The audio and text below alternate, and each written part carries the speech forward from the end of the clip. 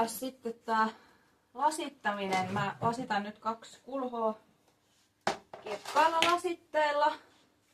Mulla on tämmönen iso pytty kirkasta, niin sit mun on kiva tänne tippailla. Lasitteen sekoittaminen, niin se ei oo sit tämmöstä niinku pyörittelyä käsi suorana täällä. Se ei sekoitu se lasite, eli silloin noi kaikki maa-ainekset mitä täällä on, niin ne ei niinku mene sekaisin, vaan ne jää silleen kerroksittain tälleen. Ja sitä me ei haluta, niin sen takia tätä lasitetta, kun tätä sekoitetaan, niin tätä nostetaan aina tälleen ylöspäin. Hyvä sekoitus. Ennemmin sekoitetaan liikaa ja liian vähän. Nytkin mulla on tässä kauhassa näkyy vielä tämmöstä niinku puuromaista, niin mä tiedän silloin, että ei missään nimessä ole vielä riittävän hyvin sekoitettu. Tää kannattaa tehdä huolella tää vaihe, että ihan varmasti lasitukset epäonnistuu, jos et sekoita riittävän hyvin lasitetta. Ja lasite täytyy sekoittaa myös sitten aina noiden esineiden välissä. Et ei riitä, että sekoitat kerran ja sitten tippaat kypäreen esinettä. Ei. 30 sekuntia on semmoinen aika, kun sä voit sitä seisottaa. Jos sulla on vihreitä tai sinisiä lasitteita, no melkein sanoisin kuin kaikkien muidenkin, mutta erityisesti ne, niin tosi äkkiä ne väriaineet vajoo tuonne pohjaan ja sen jälkeen sä et saa tasasta lasitustulosta.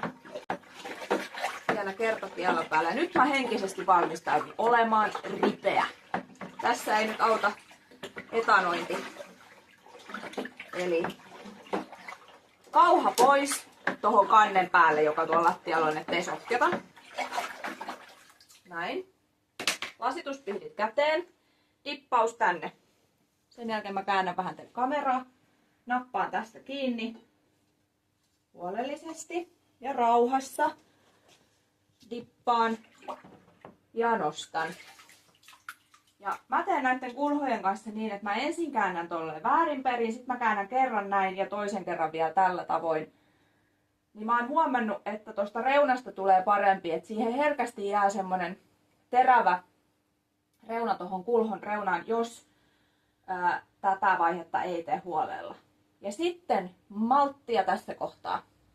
Annetaan ton selkeästi kuivahtaa, että se muuttuu tommoseksi, ei enää kiiltäväksi.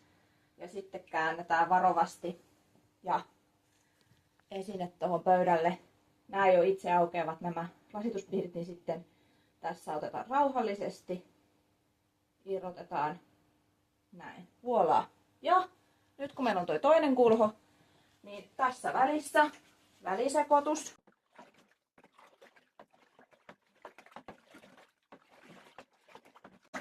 Ja taas mennään.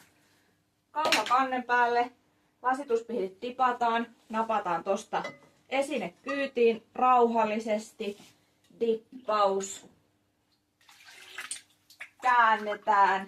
käännetään ja alaspäin.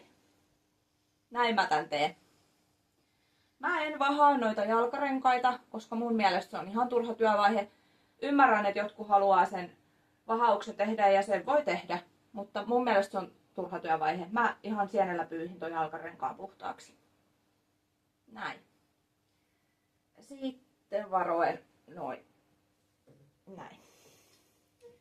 Ja tässä kohtaa nyt sitten, kun on vähän tämmöiset jämähtäneet, niin sitten mä tarkistan ton lasituspinnan ja varsinkin nuo pihtien kohdat, niin mä vielä tälleen sormen kanssa varovasti käyn ne sitten läpi. Tälleen mä lasitan. Joku muu voi tehdä toisella tavalla, mutta tää on mun kikka.